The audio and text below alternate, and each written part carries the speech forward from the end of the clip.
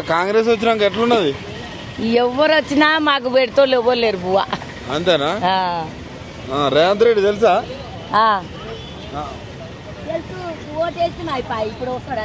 ఈ 2500 ఇస్తాననేగా.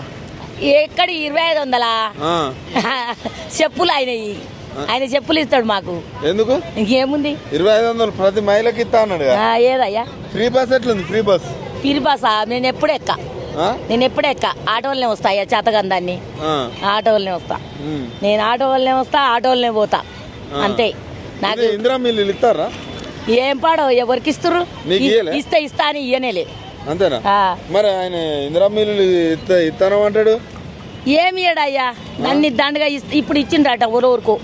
ఊరుకో నీకు మాత్రం 5 లక్షలు ఇచ్చిండట. మాకేం లేవు నాయన. తులం బంగారం అన్ని వేస్ట్. అంతేనా? అన్ని వేస్ట్ మాటలు. మళ్ళా కాంగ్రెస్ మళ్ళీ ఎలక్షన్లు వస్తాయి, ఓట్లు ఎక్కటి ఏం చేస్తాం? మన కాంగ్రెస్ కేతా ఓటు ఇంకేస్తాము. అయిపోయింది ఆయన కథ.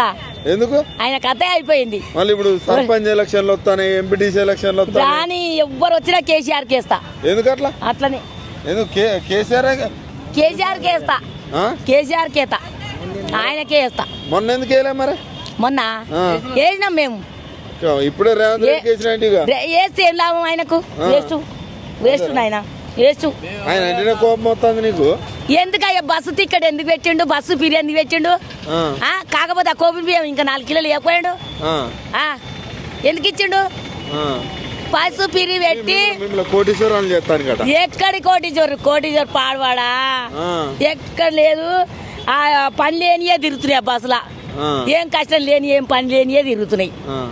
ఆయన మీకు డబ్బులు ఇద్దామంటే ఆయన దొంగను చూసినట్టు చూస్తారా అంటాడు. మరి ఆయన దొంగ పోతే డబ్బులు ఇస్తలేరట. మరి ఏం చేద్దాం? మరి ఎందుకు నవ్వుతాను? అప్పు పుడతలేదంట అంటే నవ్వుతాను ఎందుకు? అప్పు ఎందుకు ఉంటది అయ్యా? కోటీశ్వరికి అప్పు ఎందుకు ఉంటది? ఈ బుచ్చగాళ్ళని ఎగనూకిండు, అతల పడ్డాడు. అంతేనా? మళ్ళీ ఇప్పుడు ఎలక్షన్లతో మాత్రం ఓటు అయ్యా మళ్ళీ ఎవరికేస్తాం? మరి ఎవరు అయితే మాకు బో పెడతారో వాళ్ళకేస్తాం. ఈయన మొత్తం పేదలకే మంచి చేస్తానంటాడు.